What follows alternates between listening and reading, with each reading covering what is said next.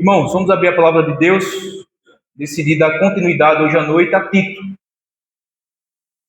Tito capítulo 2, verso 11 a 15.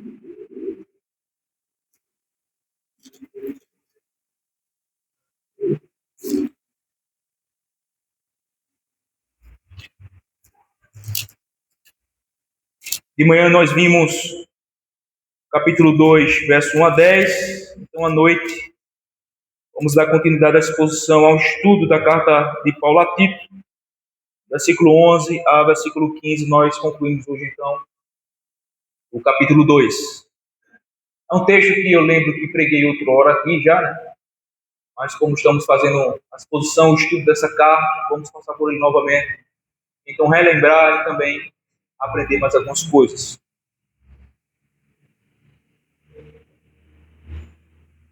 Tito, capítulo 2, verso 11 a 15, diz assim a palavra do Senhor. Porquanto a graça de Deus se manifestou salvadora a todos os homens, educando-nos para que, renegadas a impiedade e as paixões mundanas, vivamos no presente século sensata, justa e piedosamente, aguardando a bendita esperança e a manifestação da glória do nosso grande Deus e Salvador Jesus Cristo, qual a si mesmo se deu por nós, a fim de remir-nos de toda iniquidade e purificar para si mesmo um povo exclusivamente seu, zeloso de boas obras. Dize estas coisas, exorta e repreende também com toda autoridade, ninguém que despreze. Senhor Deus, o Pai bendito,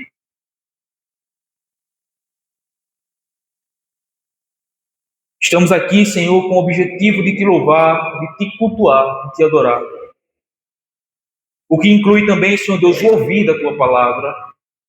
E esse ouvir, Senhor Deus, da tua palavra por parte do teu povo, certamente é numa expectativa de poder ouvir a tua voz a falar ao nosso coração. É de ouvir, Senhor Deus, a tua voz e não a voz de homem.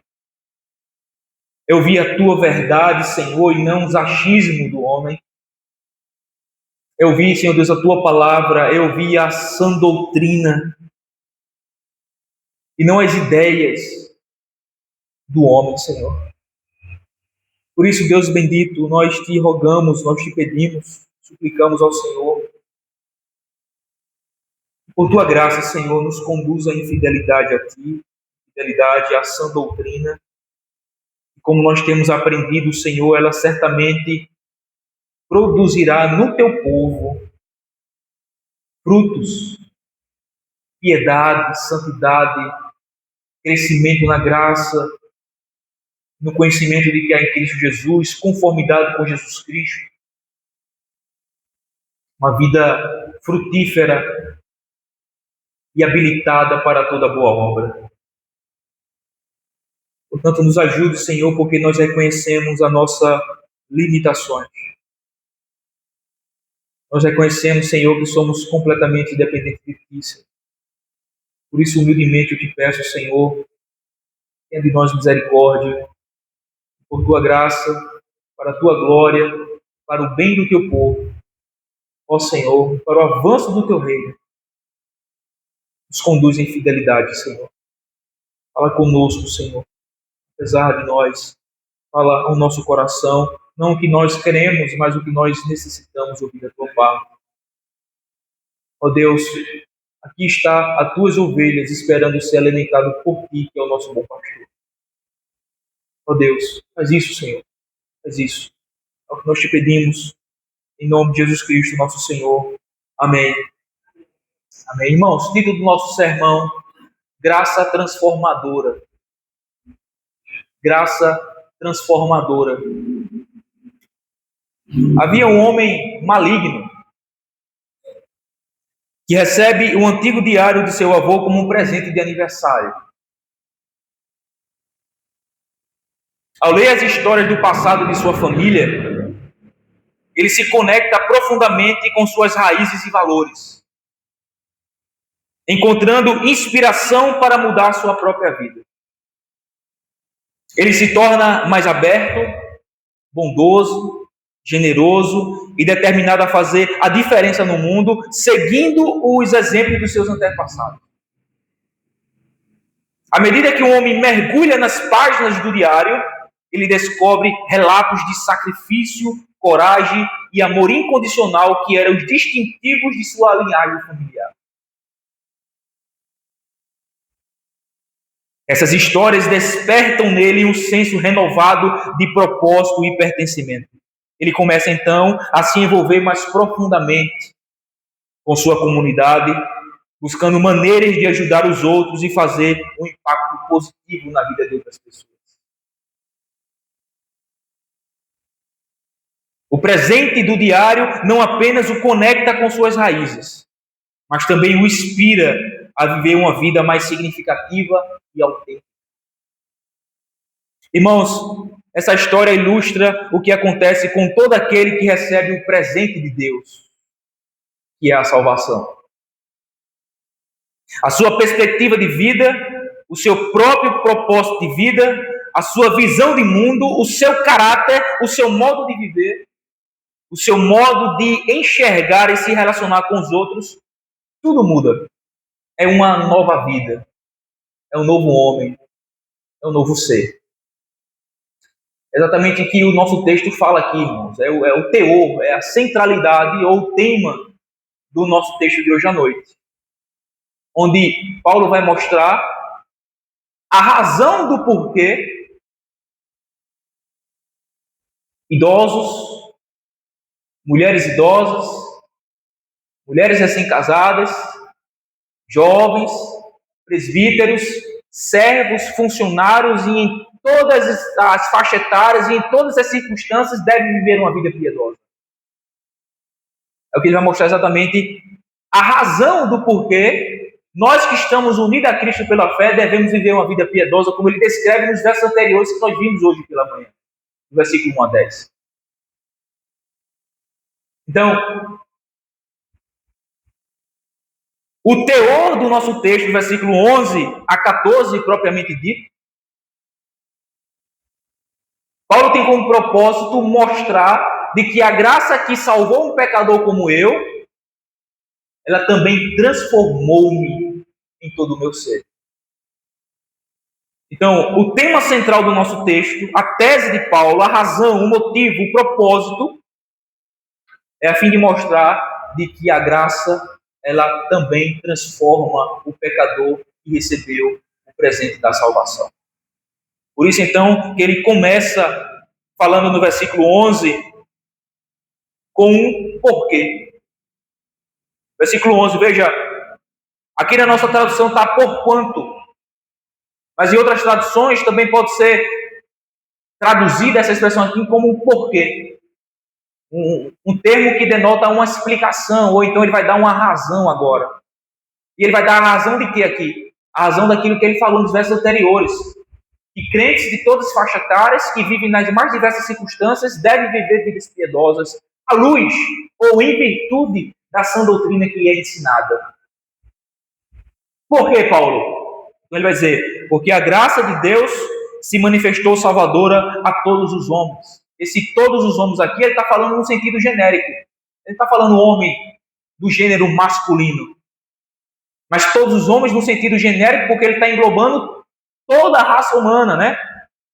Ou melhor, pessoas de todas as classes da raça humana, como ele descreve nos versículos anteriores do 1 a 10. Ele fala de homens idosos, ele fala de mulheres idosas, ele fala de mulheres ou jovens recém-casadas, ele fala de jovens, as juventudes, ele fala de pastores e presbíteros, ele fala de servos, escravos da época. Então, a graça de Deus manifestou-se trazendo salvação a todos os tipos de pessoas, todas as idades, todas as circunstâncias, seja alguém rico, pobre, homem, mulher, idosos, jovens, solteiros, casados, livres ou escravos. A graça de Deus alcança todos. É para todos. Foi manifestada para todas essas pessoas. E aqui então nós aprendemos, né? A primeira lição aqui que nós aplicamos a você. A graça de Deus, ela é manifestada, ela foi manifestada e ela está sendo oferecida a você diariamente através de Jesus Cristo. Você idoso, você homem, você mulher, você patrão, você funcionário, você jovem, você pai, você mãe, você filho, você avó, você avô. A graça está sendo oferecida a todos. A graça que salva. A graça salvadora. Então, nesta noite, em primeiro lugar, tenha isso em mente. Independentemente de quem você é, de quem você é filho, de qual linhagem, qual sua ocupação, qual seu trabalho, qual sua família, independentemente de quem você seja, essa graça está sendo oferecida a você. Porque ela manifestou-se trazendo salvação para todos aqueles que creem na pessoa e na obra bendita de Jesus Cristo, o seu bendito Filho. Então, a partir do versículo 12, então, agora, ele começa a mostrar que essa graça que traz salvação para todos os homens, ela é uma graça que transforma tais homens que são objetos de tal salvação. Primeiramente, ele mostra que a graça que salva, ela também transforma tal pecador que foi salvo, educando ele. A graça educa, irmãos. Ensina, capacita e habilita o pecador que foi salvo pela graça a viver e andar em toda boa obra. Veja o versículo 12. Versículo 11 diz assim: porquanto a graça de Deus se manifestou salvadora a todos os homens. Então ele diz, educando-nos, para que, renegadas a impiedades e as paixões mundanas, vivamos no presente século sensata, justa e piedosamente. Irmãos, a graça que salva um pecador é a mesma graça que educa tal pecador.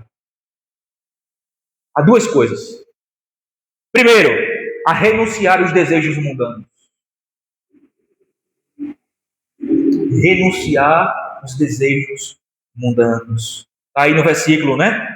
Educando-nos para que, renegadas a impiedade e as paixões mundanas. É por isso que a gente bate nessa tecla, enfatiza isso, fala disso, torna a falar novamente, iremos passar a falar o resto da nossa vida enquanto tivermos fôlego. Que não tem como associar salvação com vida imoral. Não tem como associar alguém que é salvo com uma vida depravada. Isso é completamente uma contradição. Porque a graça que salvou-me, ela também transforma-me e me educa, me habilita e me capacita a renegar as impiedades e as paixões mundanas. Me habilita a dizer não, me capacita a vencer o pecado, como nós vimos aqui outro domingo, com base em Romanos capítulo 6. Estamos mortos para o pecado. Uma vez que fomos unidos a Cristo pela fé em sua morte, morremos para o pecado. E quando Ele ressuscita, nós ressuscitamos com Cristo para viver para Deus em novidade de vida.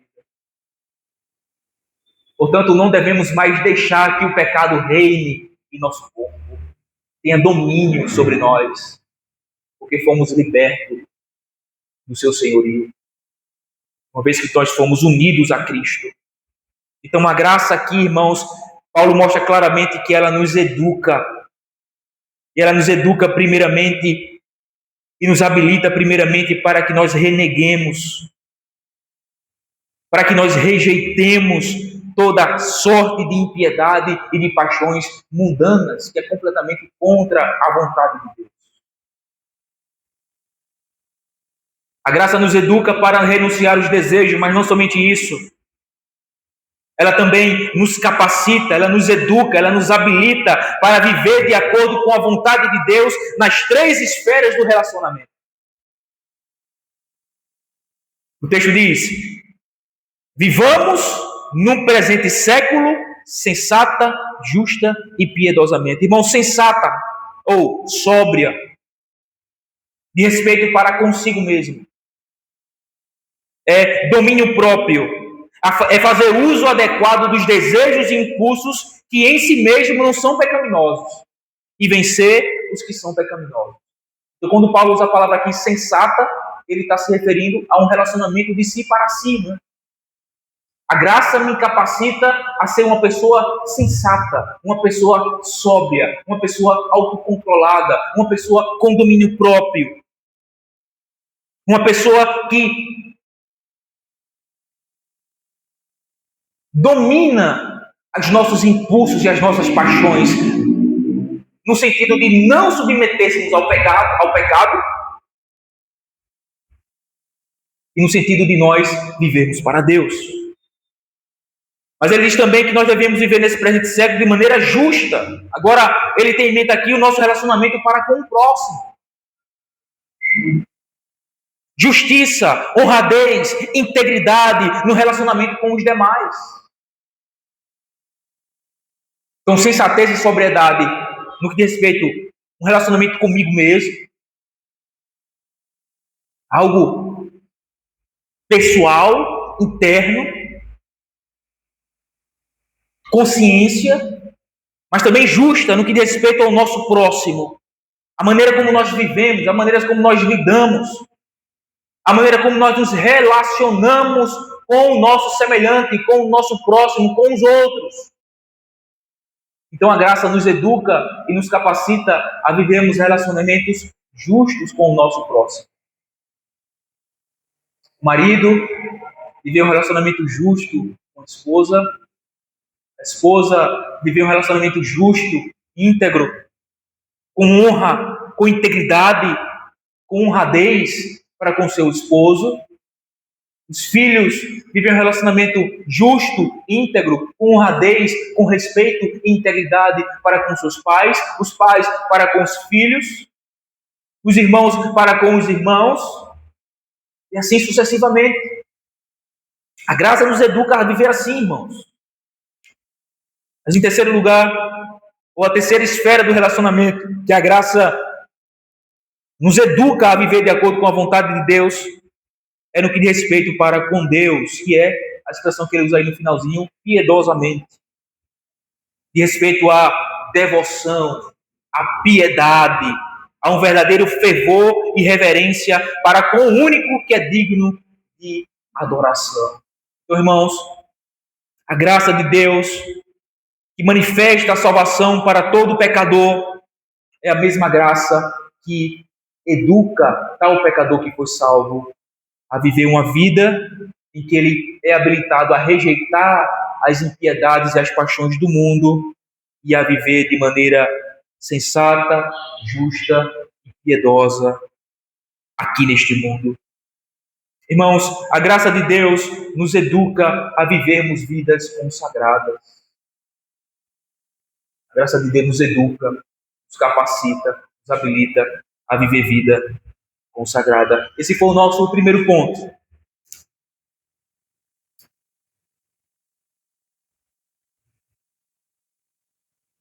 A graça de Deus também, irmãos, nos capacita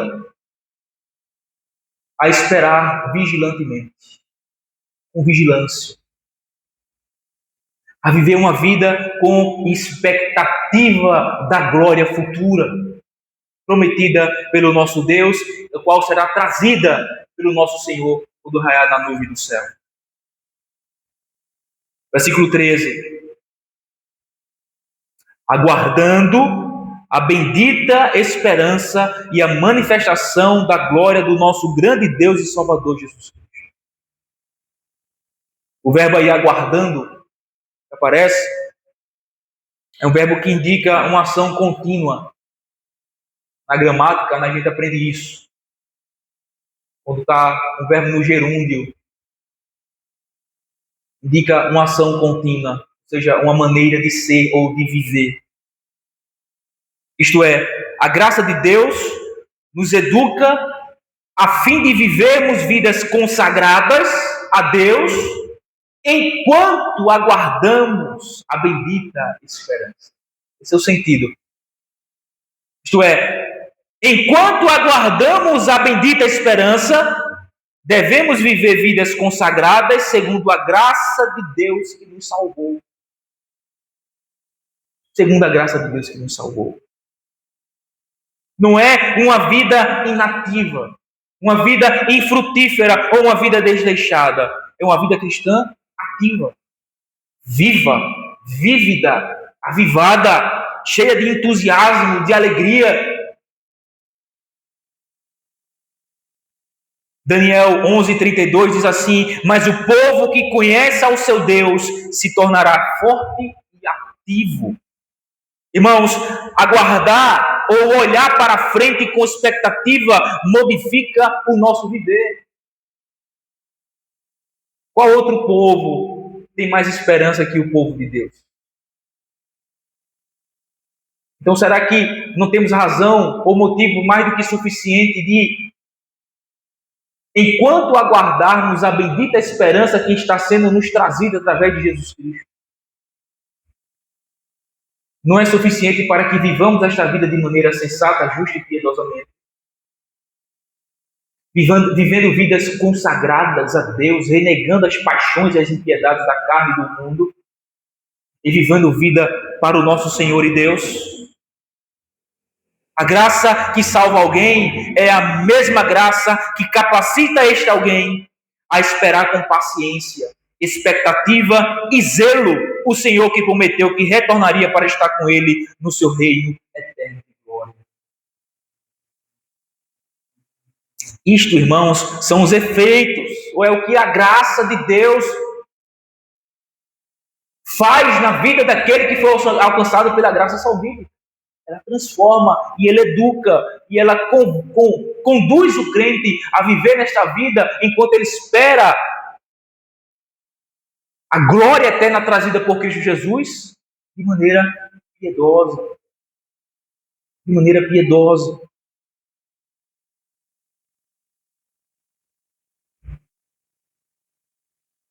Por isso, repito, a graça que salva alguém é a mesma graça que capacita este alguém a esperar com paciência, expectativa e zelo o Senhor que prometeu que retornaria para estar com ele no seu reino eterno de glória. Esta graça nos capacita a viver dessa maneira, com tal expectativa e esperança. Enquanto aguardamos, então vivemos piedosamente nessa expectativa, porque temos essa esperança e esta promessa do nosso Deus. A Bíblia está repleta de textos, irmãos, que mostra e nos adverte a esperarmos o nosso Senhor de maneira vigilante.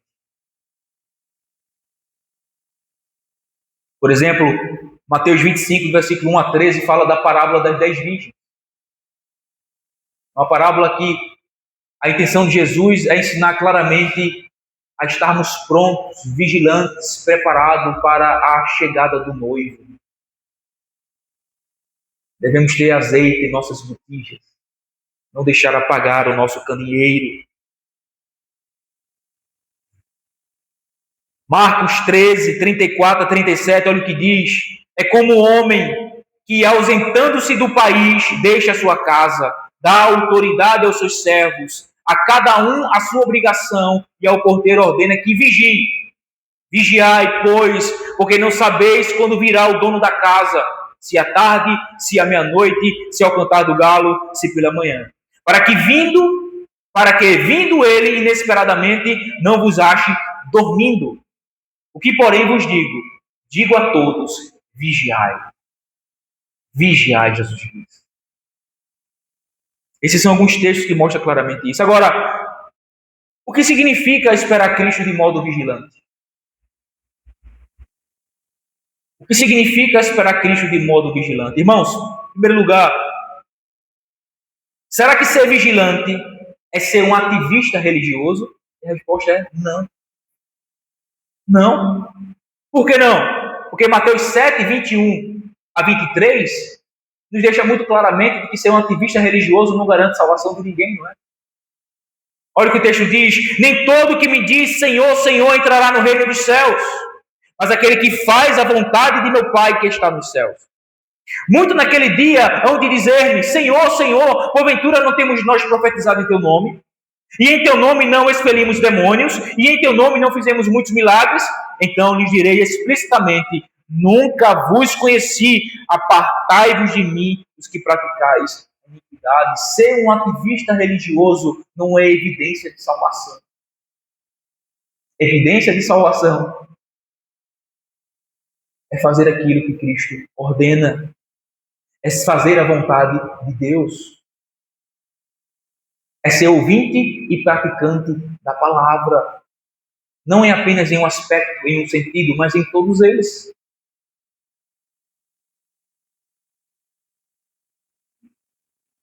Então, irmãos, esperar Cristo de modo vigilante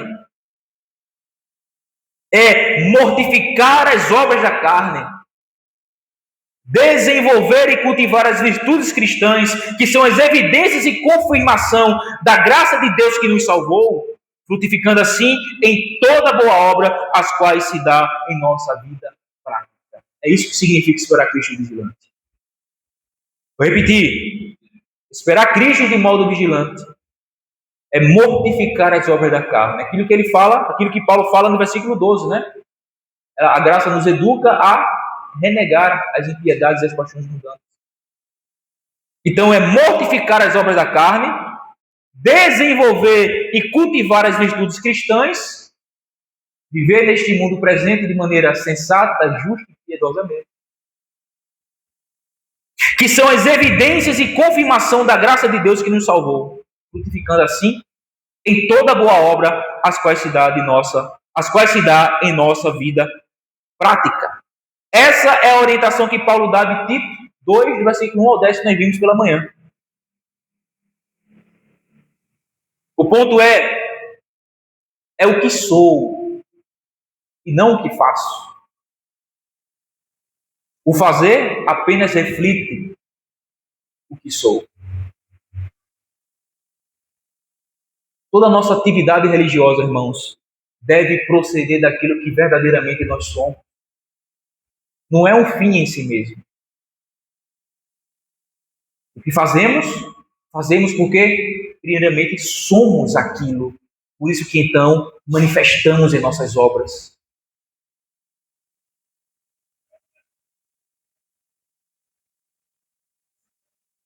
Tiago 1, 21 e 22 diz: portanto, despojando-vos de toda impureza e acúmulo de maldade, acolhei com mansidão a palavra em vós implantada, a qual é poderosa para salvar a vossa alma. Tornai-vos, pois, praticantes da palavra e não somente ouvintes, enganando-vos a vós mesmos. Filipenses 2,12: assim, pois, amados meus, como sempre obedeceste, não só na minha presença, porém muito mais agora na minha ausência, desenvolvei a vossa salvação com temor e tremor. Tem também 2 de Pedro, capítulo 1, versículo 3 até o 11, não vou ler para a gente ganhar tempo, mas fala exatamente sobre o cultivo das virtudes cristãs e o chamado a procurar com diligência cada vez maior confirmar na nossa vocação e eleição. Porque procedendo assim, não tropeçareis em tempo algum, diz a palavra de Deus. Irmãos, a graça que nos salva, ela não apenas nos educa a renegar as paixões, a viver no presente século sensata, justa e piedosamente, mas ela também nos capacita a esperar Cristo de maneira adequada.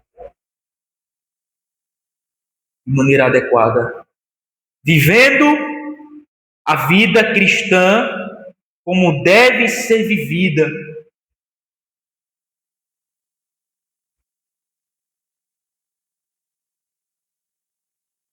Uma vida piedosa,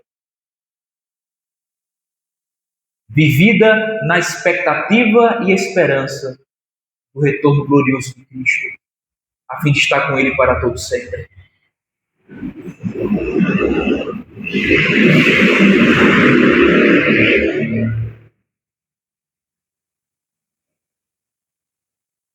Quem pode viver assim, irmão, senão o crente? É por isso que a gente vê, irmãos, pessoas no mundo todo vivendo sua própria vida, porque são pessoas sem esperança. Não tem expectativa de um futuro glorioso. Não tem expectativa de um fim do sofrimento. E chegam a tamanho desespero e preferem tirar a sua própria vida achando que isso tudo dará o seu sofrimento. Quando na verdade não. Mas nós cristãos somos diferentes. Apesar do sofrimento, da tribulação, das angústias e o sofrimento que a vida ou o mundo nos traz, sabemos muito bem, irmãos, que tudo isso é apenas passageiro, é momentâneo, é leve se comparada com a glória que em nós vai ser revelada, como diz a Escritura. Por isso que, apesar do sofrimento e da dificuldade, o cristão é alguém cheio de esperança, cheio de uma expectativa piedosa, em virtude da promessa que nos foi feita através do nosso Senhor e Salvador Jesus Cristo, e da garantia que temos de recebê-la, em virtude da sua obra na cruz. É o que garante, é o que confirma, é o que testifica, é o que sela a garantia da nossa eterna redenção. Portanto, irmãos, a graça que nos salvou, ela também nos transforma, nos educa a rejeitar as paixões mundanas, a rejeitar o pecado, a viver uma vida consagrada para Deus nesse presente século de maneira sensata, justa e piedosamente, enquanto nós aguardamos a bendita esperança e a manifestação da glória do nosso grande Deus e Salvador Jesus Cristo.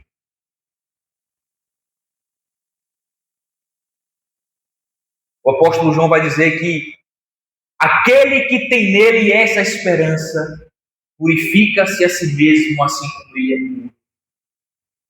Veja que coisa. Aquele que tem em Cristo a esperança bendita da glória eterna, em que nós seremos transformados à sua semelhança em glória, purifica a si mesmo, como também Cristo nosso Senhor é puro. E por que a gente se purifica? Porque temos essa esperança. Temos essa expectativa. Aguardamos a bendita esperança e a manifestação da glória do nosso grande Deus e Salvador Jesus Cristo. Então, por fim, irmãos, terceiro e último ponto. No versículo 14, Paulo então vai mostrar a fonte da graça que transforma. Qual é a fonte desta graça que tanto nos salva como também nos transforma? Paulo vai dizer muito claramente no versículo 14 que é a cruz de Cristo. É o sacrifício de Cristo. É a obra dele na cruz que é a fonte da graça salvadora e da graça transformadora para o seu povo. Veja o versículo 14. O qual... ele está fazendo referência ao que ele falou no finalzinho do versículo 13, né? O grande Deus e Salvador Jesus Cristo, o qual a si mesmo se deu por nós, a fim de remir-nos de toda iniquidade e purificar para si mesmo um povo exclusivamente seu, zeloso de boas obras.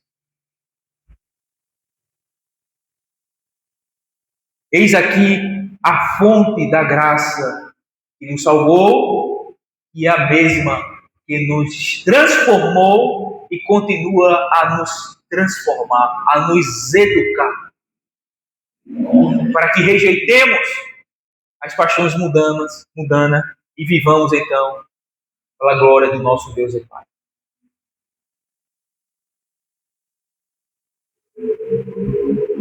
Veja, isso nos foi e nos é suprido, não em virtude, irmãos, dos nossos méritos, não em virtude das nossas obras, ao contrário, as nossas obras é a consequência daquilo que Cristo fez por nós. Razão pela qual emana o poder dele para o seu povo, a fim de nos capacitar e nos habilitar a sermos zelosos de boas obras. Porque para isto, o texto diz, ele se entregou a si mesmo. Ele se entregou a si mesmo, irmãos, para nos remir de toda a nossa iniquidade. A ideia de remir aqui é de redenção, né? Ele pagou um preço com a sua própria vida, ele verteu o seu próprio sangue a fim de nos redimir dos nossos pecados. Nos comprou, nos remiu de toda a nossa iniquidade e nos purificou, nos santifica para si mesmo. E nos faz então um povo exclusivo seu, um povo zeloso de boas obras. Veja que as nossas boas obras foram preparadas por Ele mesmo e emana da sua obra na cruz. É como que Paulo diz em Efésios 2,10, que essas boas obras o próprio Deus já preparou de antemão para que andássemos nela. Veja que as boas obras ou a nossa piedade não é a causa da nossa salvação, não é a causa da nossa transformação, mas é o resultado da nossa salvação. É o efeito da salvação. É a consequência da obra redentiva de Cristo que foi aplicado em nosso coração, e então fomos salvos e, consequentemente a isso, fomos transformados, habilitados e capacitados para toda boa obra. Então a cruz, irmãos, é a fonte de toda a graça, tanto da salvação quanto da transformação das nossas vidas. É a cruz de Cristo. E aqui eu pergunto a você, qual outro motivo você quer? Qual outro motivo você espera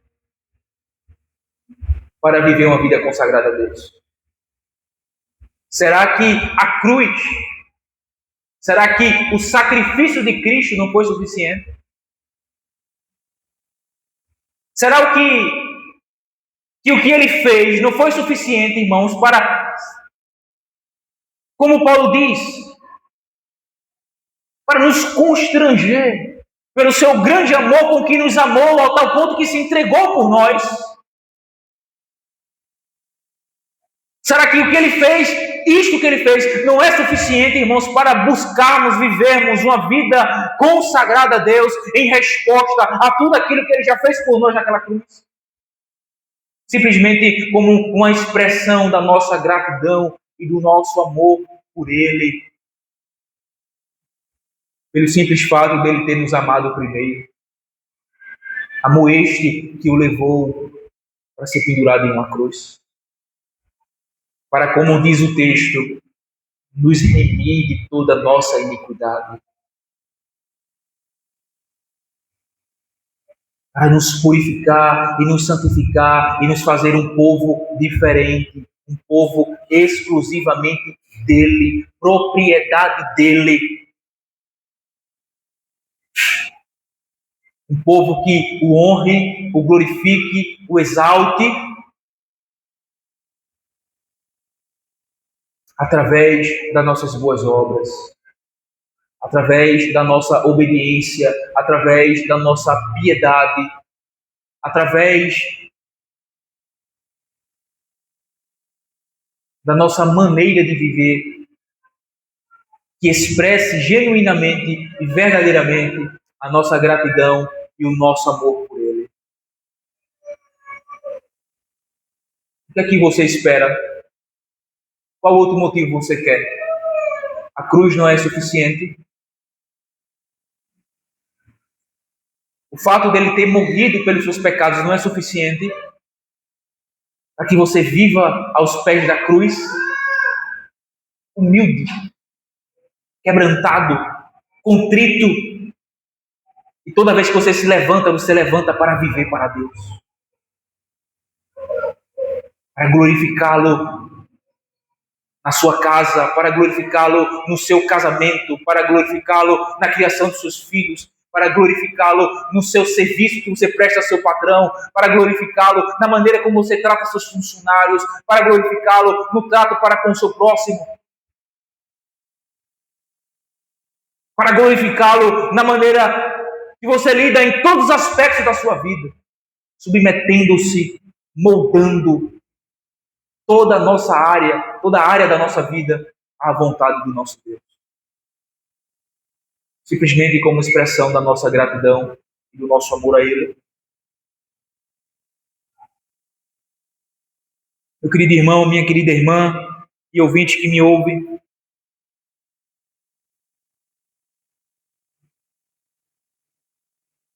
se a graça lhe salvou, ela também lhe transformou. E continua a lhe educar a viver uma vida consagrada ao Senhor.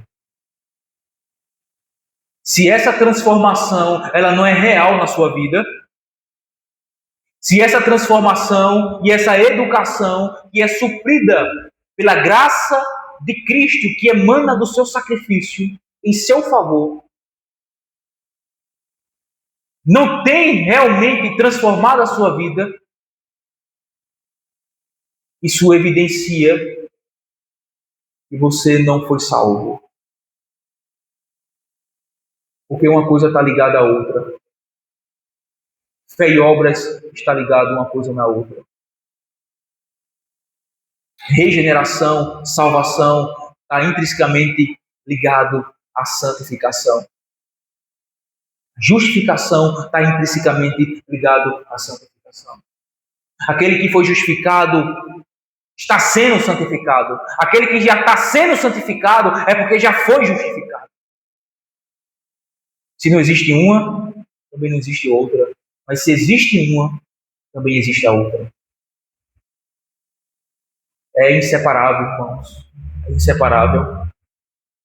Então, por isso que Paulo fala nesse texto da graça salvadora de Deus em Jesus Cristo, a qual transforma aqueles que foram alcançados por tal salvação. Educando eles, capacitando eles, habilitando eles a viver no presente século, enquanto aguarda a bendita esperança de maneira sensata, justa e piedosa. Por fim, ele conclui no versículo 15,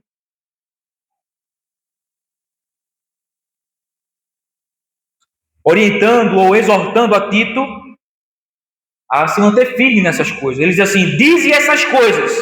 Que coisas? As coisas que ele vem falando anteriormente. Desde o capítulo 2, versículo 1. Dize essas coisas. Exorta e repreende também com toda a autoridade, ninguém te despreze. Mas é aquilo que nós falamos pela manhã, não é?